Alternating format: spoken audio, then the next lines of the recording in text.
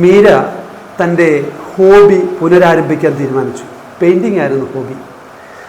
ഇതറിഞ്ഞ അർജുൻ പറഞ്ഞത് ഇങ്ങനെയായിരുന്നു: എനിക്ക് നീയും നിനക്ക് ഞാനും ഉണ്ടല്ലോ, പിന്നെന്തിനാണ് ഇപ്പോൾ പെയിൻറ്റിങ്?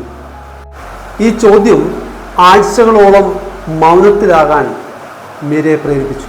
ശരിക്കും ഇവിടുത്തെ വില്ലൻ ആരാണ്? പെയിൻറ്റിംഗ് ആണോ? അവരുടെ ഇടയിലേക്ക് വന്ന പെയിൻറ്റിംഗ് ആയിരുന്നോ? അല്ല. യഥാർത്ഥ കാരണം ഒരാളുടെ വ്യക്തിഗത വളർച്ച തങ്ങളുടെ ബന്ധത്തെ ദോഷകരമായി ബാധിക്കും എന്നുള്ള ഭയമായിരുന്നു. എന്നാൽ ഈ വൈവാഹിക ബന്ധത്തെ ശക്തമാക്കുന്ന വലിയൊരു ഇന്ധനമാണ് ഈ വ്യക്തിഗത വളർച്ച എന്നതാണ് യാഥാർത്ഥ്യം. എല്ലാവർക്കും സ്വാഗതം. എൻ്റെ പേര് doctor OJ Scaria, consultant psychologist. ശക്തമായ അർത്ഥപൂർണമായ വിവാഹ ബന്ധങ്ങൾ അതിനെ പരിപോഷിപ്പിക്കാൻ ഉതകുന്ന വീഡിയോ സീരീസിലെ 17ാമത്തെ വീഡിയോ സീരീസാണ് ഇത്.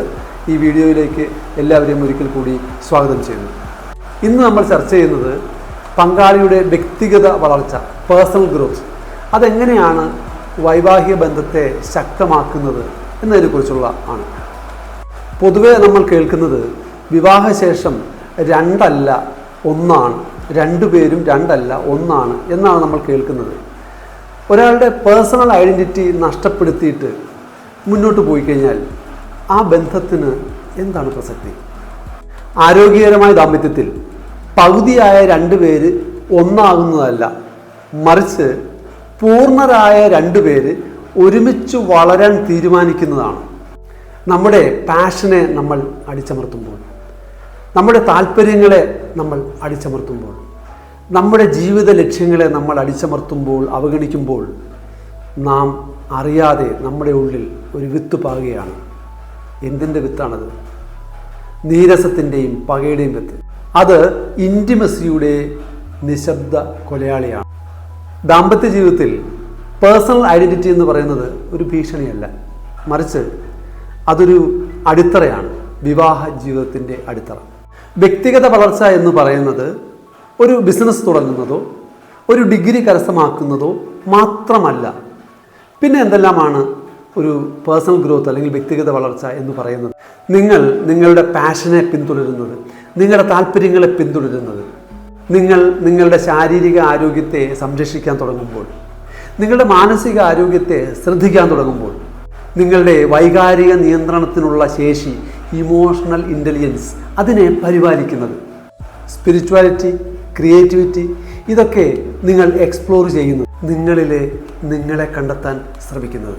പങ്കാളികൾ രണ്ടുപേരും വളരുമ്പോൾ അത് ദാമ്പത്യ ബന്ധത്തിൽ പുതുമ കൊണ്ടുവരാൻ സഹായിക്കുന്നു. പങ്കാളികളിൽ ഒരാൾ വായനാശീലമുള്ള ആളാണെന്നുണ്ടെങ്കിൽ അവരുടെ ചർച്ചകളിൽ അത് നിഴലിക്കും. അവർക്ക് വളരെ താല്പര്യത്തോടെ സംഭാഷണങ്ങളിൽ ഏർപ്പെടാൻ സാധിക്കും. എൻ്റെ പങ്കാളിയുടെ വ്യക്തിപരമായ വളർച്ച തങ്ങളുടെ ബന്ധത്തെ ബാധിക്കും എന്നു കരുതുന്ന പങ്കാളികളുമുണ്ട്. ഇങ്ങനെയുള്ള ചിന്തകൾ വരുന്നത് അരക്ഷിതാവസ്ഥയിൽ നിന്നും ആശയവിനിമയത്തിലെ പോരായ്മയിൽ നിന്നുമാണ്. ഒരാൾ വളരുമ്പോൾ സ്നേഹം കുറയുകയല്ല, മറിച്ച് കൂടുകയാണ് ചെയ്യുന്നത്. ഈ പ്രശ്നങ്ങളെയൊക്കെ നമുക്ക് എങ്ങനെ മറികടക്കാം? ജീവിത ലക്ഷ്യങ്ങളെപ്പറ്റിയും സ്വപ്നങ്ങളെപ്പറ്റിയും നിരന്തരമായി സംസാരിക്കുക. പങ്കാളിക്ക് ഉറപ്പ് കൊടുക്കുക, ഓരോ പടിയും മുന്നോട്ടാണ്, പുറകോട്ടല്ല. നിങ്ങളുടെ വളർച്ചയിൽ പങ്കാളിയെ കൂട്ടുക, അവരോട് അഭിപ്രായം തേടുക, ചെറിയ ചെറിയ വിജയങ്ങൾ പോലും ആഘോഷിക്കുക. Your success is my happiness, your growth is our growth.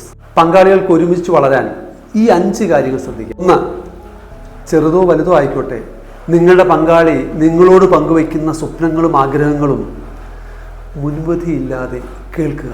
2, give time and space, ഇല്ലാതെ സമയവും സാഹചര്യവും നൽകുക.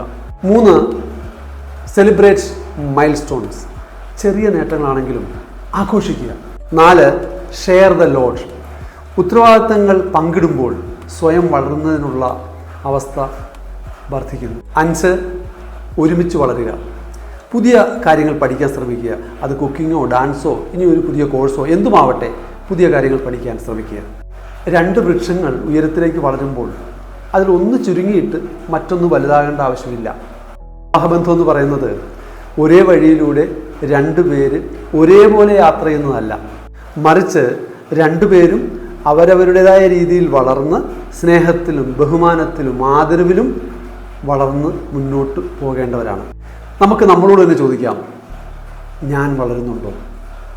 എൻ്റെ പങ്കാളിയുടെ വളർച്ചയിൽ ഞാൻ സപ്പോർട്ട് ചെയ്യുന്നുണ്ടോ?